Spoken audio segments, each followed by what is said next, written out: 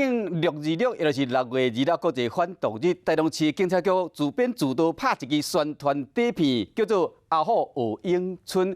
讲是台中市的吉祥物石虎、山鸟，通过反毒知识的考验，甲这真飘飘的境界真子弹拜师学艺，有啥物学咏春拳。所以讲短1分钟的短片尔，不过这搬这个师会大家分局，这个防身教练叫做陈玉佑呢，拍这个木人总是虎虎生风，真成电影内面的叶问。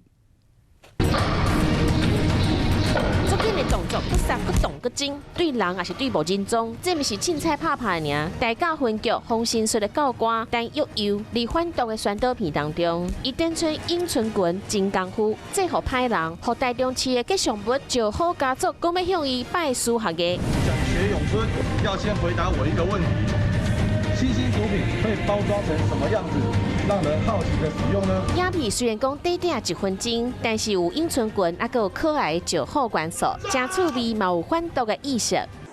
防御、缠绕、放倒。但又有介的同事防身术，除了咏春拳，伊还可以散打。宣导片当中每一个镜头，伊拢和同事演练做一摆，每一个动作拢做了真确实。把咏春、跆拳、柔道以及散打的各项技艺，把它拿出来一点点，然后把它融会贯通，让远景可以做一些简单易学、实用的放倒动作。但又拍无认宗，虎虎生风。同事拢讲伊是电影《叶问》内底的甄子丹，敢若亲像去有附身的。伊嘛希望讲会当把武术放入去警政署的教材当中，以后离基层的训练嘛拢用会到。